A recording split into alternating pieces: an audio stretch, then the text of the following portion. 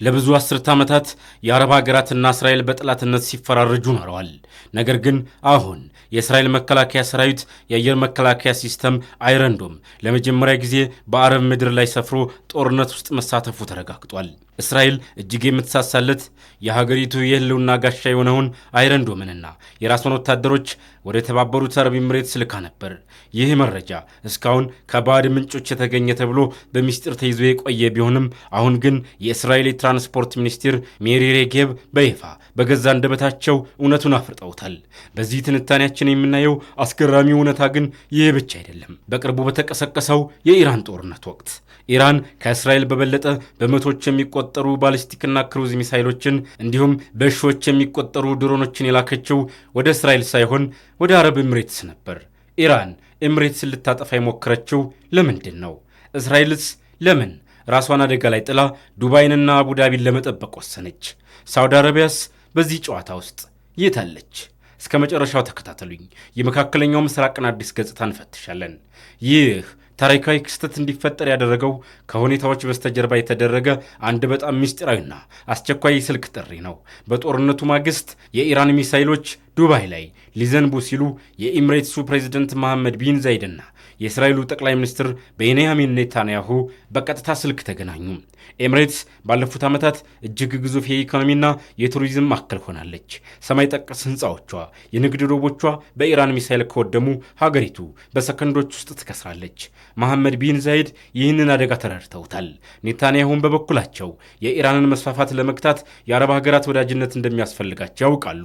በዚህ ስልክ ጥሪ ላይ ነው እንግዲህ እስራኤል ታሪክ ሰሪውን ውሳኔ ያሳለፈችው። እስራኤል የራሷን ከተሞች ጥበቃ ቀንሳ አንድ ሙሉ የአይረን ዶም ባትሪ ከተኳሾቹና ከሚሳይል መቃወሚያዎቹ ጋር እንዲሁም በደርዘን የሚቆጠሩ የሰለጠኑ የእስራኤል መከላከያ ሰራዊት ወታደሮችን በቀጥታ ወደ አረብ ኤምሬትስ ላከች። ይህ ለእስራኤል እጅግ ከፍተኛ ቁማር ነበር። ምክንያቱም አይረን ዶም እስካሁን ድረስ ከአሜሪካ ለሙከራ የገዛችውና ከራሷ ከእስራኤል ውጭ በየትኛውም ሀገር ምድር ላይ በተግባር ሰርቶ ያውቅም ነበር። ሲንጋፖር ገዝተዋለች ተብሎ ይታመናል። ሮማንያም ለመግዛት እየተደራደረች ነው። ነገር ግን ጦርነት ውስጥ ገብቶ አረብ ሀገርን ሲጠብቅ ይህ የመጀመሪያው ነው። አሁን ትልቁን ጥያቄ እንጠይቅ። ኢራን ለምን ይህንን ሁሉ ሚሳይል ኤምሬትስ ላይ ያዘነበች? የመረጃ ምንጮች እንደሚሉት ኢራን በጦርነቱ ወቅት ወደ እስራኤል ከላከችው ሚሳይል ይልቅ ወደ ኤምሬትስ የላከችው በመቶች የሚቆጠሩ ባሊስቲክና ክሩዝ ሚሳይሎችን ጨምሮ በሺዎች የሚቆጠሩ ድሮኖችን ነበር። ለምን? ምክንያቱ ግልጽ ነው። ኢራን ኤምሬትስን እንደ ከዳተኛ ነው የምታያት። እንደ አውሮፓውያኑ አቆጣጠር በ2020 የተፈረመው የአብርሃም ስምምነት በመካከለኛው ምስራቅ የኃይል ሚዛኑን ቀይሮታል። ኤምሬትስ ከእስራኤል ጋር ዲፕሎማሲያዊ፣ ኢኮኖሚያዊና በተለይም የደህንነትና ወታደራዊ ስምምነት ስታደርግ ኢራን ይህንን የሉዓላዊነት ያደጋ ነው ብላ ወሰደችው። የእስራኤል የስለላ ድርጅት ሞሳድ በኤምሬትስ በኩል ገብቶ ከቅርብ ርቀት ይሰልለኛል የሚል ስጋት አድሮባታል። ስለዚህ ጦርነቱ ሲቀሰቀስ ኢራን ኤምሬትስን ቀጥታ በመምታት የኢኮኖሚ ውድመት ለማድረስና ከእስራኤል ጋር ያላትን ወዳጅነት እንድታቋርጥ ለማስገደድ ሞከረች። ነገር ግን ያሰበችው አልሆነም። እስራኤል የላከችው አይረን ዶም በኤምሬትስ ሰማይ ላይ ተአምር ሰራ። ወደ ባህረ ሰላጤ የተተኮሱትን በደርዘን የሚቆጠሩ የኢራን ሚሳይሎች አየር ላይ ያነደዳቸው። እርግጥ ነው አንዳንድ ሚሳይሎች መከላከያውን ሰብረው በመግባት በወታደራዊና በሲቪል ተቋማት ላይ ጉዳት አድርሰዋል። ነገር ግን አይረን ዶም ባይኖር ኖሮ የኤምሬትስ ውድመት የከፋ ይሆን ነበር። ታሪኩ በዚህ ብቻ አይበቃም። መከላከያ ብቻውን በቂ አልነበረም። የኢራንን የሚሳይል ውርጅብኝ ለመቀነስ ማጥቃት ይገድ ነበር። እዚህ ላይ ነው እንግዲህ ታላቁ ሀገር አሜሪካና እስራኤል በጋራ የገቡበት። ኢራን ከደቡባዊ ክፍሏ ተነስታ ወደ ኤምሬትስ የምታደርገውን የሚሳይል ተኩስ ለማስቆም አሜሪካና እስራኤል በተለይ አሜሪካ በግንባር ቀደምትነት በደቡብ ኢራን በሚገኙ የሚሳይል ተኳሽ ቡድኖችና ማዕከላት ላይ ተከታታይና ከባድ የአየር ጥቃቶችን ፈጽመዋል። ይህ ማለት ኤምሬትስን ለማዳን ሲባል በኢራን ምድር ላይ ቀጥተኛ ጥቃት ተሰንዝሯል ማለት ነው።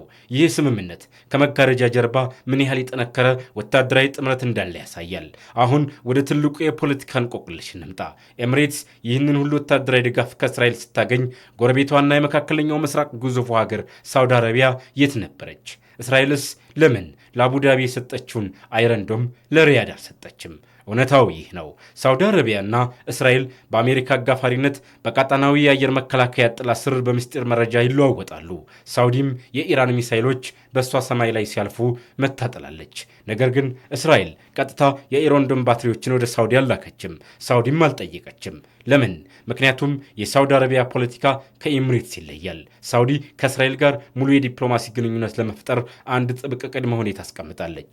እርሱም እስራኤል ለፍልስጤማውያን ነጻ ሀገር ለመስጠት በይፋ መስማማት አለባት የሚል። እስራኤል ደግሞ አሁን ባለው የፖለቲካ አቋሟ ይህንን ለመቀበል ፍቃደኛ አይደለችም። በዚህ ምክንያት ሳውዲ እንደ ኤምሬትስ በግልጽ የእስራኤልን ጦር በምድሯ ላይ ማስተናገድ አትችልም። ፖለቲካዊ ዋጋ ያስከፍላታል። ይህ የሜሪ ሬጌቭ ይፋዊ ማረጋገጫ የሚያሳየን አንድ ትልቅ እውነት አለ። የመካከለኛው ምስራቅ የድሮ ፖለቲካ በቅቶለታል። አሁን መስመሩ የተሰመረው በአረቦችና አይሁዶች መካከል አይደለም። አሁን መስመሩ የተሰመረው በኢራንና በራሷ በተላላኪዎች በአንድ በኩል እንዲሁም በእስራኤል በአሜሪካና በአዎንታዊ አረብ ሀገራት ልክ እንደ ኤምሬትስ ጥምረት በሌላ በኩል ነው። ይህ ጥምረት በቀጣይ ዓመታት ምን ያህል ይጠነክራል? ሳውዲ አረቢያስ መቼ ይሆን ይህንን ጥምረት በግልጽ የምትቀላቀለው? ጊዜው የሚመልሰው ይሆናል። ነገር ግን አንድ ነገር እርግጠኛ ነው። የእስራኤል ወታደሮች አረብ ምድርን የጠበቁበት ይህ ኦፕሬሽን በታሪክ መጻሕፍት ላይ አዲስ ምዕራፍ ከፍቷል። ታሪክ የሚቀየረው በጩኸት ሳይሆን በምስጢር ክፍል ውስጥ በሚደረጉ ታላላቅ ውሳኔዎች ነው። ለ7 አስርተ ዓመታት ያህል በመካከለኛው ምስራቅ አንድ የማይናወጥ ሕግ ነበር። አረብና እስራኤል ጠላቶች ናቸው። ይህ ሕግ ግን አሁን ፈርሷል። የእስራኤል አይረንዶም መከላከያ ሲስተምና ወታደሮች የኤምሬትስን ሰማይ ለመጠበቅ አቡዳቢ መግባታቸው ይፋ መሆኑ ዝም ብሎ የአንድ ወቅት የጦርነት ዜና አይደለም። ይህ ክስተት ለመላው ቀጠና፣ ለታላላቅ ሀያላንና ለእኛም ጭምር የሚናገረው በጣም አስደንጋጭ መልእክት አለው። ይህ ትብብር ለቀጠናው የሚያስተላልፈው አንደኛውና ትልቁ መልእክት ርዕዮተ ዓለም ሞቷል፣ በተግባራዊ ጥቅም ተተክቷል የሚል ነው። ከ1948 ጀምሮ አረብ ሀገራት ከእስራኤል ጋር አንደራደርም የሚል መርህ ነበራቸው። ነገር ግን የተባበሩት አረብ ኤምሬትስ ይህንን ሕግ ሰበረችው። ኤምሬትስ ምን አለች? ለእኔ ከፍልስጤም ጉዳይ በላይ የራሴ ህልውና፣ የሀገሬ ኢኮኖሚና ከኢራን የሚመጣብኝ አደጋ ይቀድማል አለች። ይህ ማለት በቀጣናው አሁን መሪነቱን የያዙት ወጣትና ባለራዕይ የአረብ መሪዎች ለድሮ ስሜታዊነትና ብሔርተኝነት ቦታ የላቸውም። ጠላት የሚባለው ሀገር እኔን ሊጠብቀኝ የሚችል ቴክኖሎጂ ካለው ከእርሱ ጋር እወግናለሁ የሚል አዲስ ስሌት ነግሷል። ሁለተኛው መልእክት በቀጥታ የተላከው ለቴሄራን ነው። ኢራን ላለፉት 20ና 30 ዓመታት በመካከለኛው ምስራቅ የገነባቸው ትልቅ ስትራቴጂ ነበራት። እርሱም የውክልና ጦርነት ነው። በየሀገሩ ያሉትን አማጽያን በገንዘብና በሳተላይት በመርዳት አረብ ሀገራትን ማስፈራራትና እስራኤልን መክበብ ነበር። ነገር ግን የእስራኤል አይረንዶም አቡዳቢ ላይ መቆሙ የኢራንን ትልቁን የማስፈራሪያ ካርድ ውድቅ አድርጎታል። ኢራን ድሮ አረብ ሀገራትን ከእስራኤል ጋር ከተወዳጃችሁ በሚሳይል አጠፋችኋለሁ እያለች ታስፈራራ ነበር። አሁን ግን ኤምሬትስና እስራኤል እጅና ጓንት ሆነው የኢራንን ሚሳይሎች አየር ላይ ሲያከሽፉ ኢራን ያስቀመጠችው የማስፈራሪያ ቀመር ሙሉ በሙሉ መክሸፉን ለዓለም አሳይቷል። ይህ ትብብር ለኢራን የሚለው የእኛ ህብረት ከአንቺ ሚሳይል በላይ ጠንካራ ነው የሚል ነው። ይህ በጣም ጥልቅ የሆነና ብዙ ሰው ትኩረት የማይሰጠው መልእክት ነው።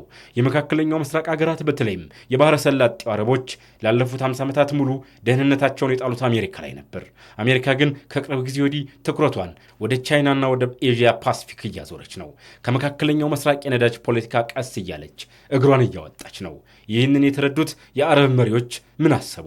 አሜሪካ ነገ ጥላን ብትሄድ ማን ነው ከኢራን የሚጠብቀን የሚል ትልቅ ስጋት ገባቸው። በቀጣናው ደግሞ ከኢራን ጋር ፊት ለፊት ለመጋፈጥ ፍርሃት የሌላት እጅግ ዘመናዊ የስለላና የጦር መሳሪያ ያላት ብቸኛ ሀገር እስራኤል ናት። ስለዚህ የእስራኤልና ኤምሬትስ ትብብር ለዓለም የሚያስተላልፈው መልእክት እኛ የቀጣናው ሀገራት ካሁን በኋላ ከአሜሪካ እርዳታ ላይ ብቻ አንደግፍም፣ የራሳችንን አዲስ የቀጣናው የጦር ጥምረት እየፈጠርን ነው የሚል ነው። ይህ ለአሜሪካ የበላይነት ማብቂያ ትልቅ ማሳያ ነው። አሁን ወደ እኛ ቤት እንምጣ።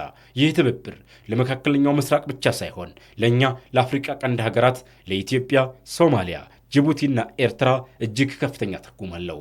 የተባበሩት አረብ ኤምሬትስ በአፍሪካ ቀንድና በቀይ ባህር ላይ እጅግ ግዙፍ የፖለቲካና የኢኮኖሚ ፍላጎት አላት። በወደቦች ላይ ቢሊዮን ዶላሮችን ታፈሳለች። የፖለቲካ ተጽዕኖም ከፍተኛ ነው። እስራኤልን በበኩሏ በቀይ ባህር በኩል የሚመጣባትን የሁቲ ድሮን ለመግታት የአፍሪካ ቀንድ ሰላም ይበልጥ ያሳስባታል። የእስራኤልና የኤምሬትስ ወታደራዊ ትብብር ወደ አፍሪካ ቀንድም ይሻገራል። እንዴት? እስራኤል የደህንነትና የሳተላይት መረጃዎችን ለኤምሬትስ ስትሰጥ ኤምሬትስ ደግሞ ያንን ኃይልና መረጃ በመጠቀም በአፍሪካ ቀንድ የምታደርገውን የፖለቲካ ጨዋታ ታጠናክረዋለች። ይህ ማለት በአፍሪካ ቀንድ ላይ የሚፈጠሩ ማናቸውም አለመረጋጋቶች፣ ለምሳሌ የየመን ሁቲ እንቅስቃሴዎች አሁን በእስራኤልና ኤምሬትስ የጋራ አይን ነው የሚታዩት። የአፍሪካ ቀንድ የኃይል ሚዛንም ከዚሁ ትብብር ውጭ ሊታይ አይችልም። ይህ ትብብር ለዓለም የሚያስተላልፈው የመጨረሻው መልእክት ግን ታላቅ ቁማር ነው። ኤምሬትስ ከእስራኤል ጋር በመወገን ራሷን ከኢራን ሚሳኤል መከላከል ችላ ሊሆን ይችላል። ነገር ግን በሌላ በኩል ራሷን የኢራን ዘላለማዊ አንደኛ ኢላማ አድርጋለች። እስራኤልም ቢሆን የራሷን ወታደሮች አረብ ምድር ላይ በማስፈር ጦርነቱ ቢሰፋ ወታደሮቿ በባዕድ ምድር ታገቱ የሚል ትልቅ የቤት ስራ ውስጥ ገብታ ነበር። ይህ አዲሱ የመካከለኛው ምስራቅ ስርዓት የሰላም ዘመን ያመጣል ወይንስ የበለጠ አስፈሪና የተወሳሰበ የክልላዊ ጦርነት አውድማ ይፈጥራል? መልሱን የምናየው ይሆናል። ነገር ግን አንድ ነገር እርግጠኛ ነው። የድሮው መካከለኛው ምስራቅ ሞቷል።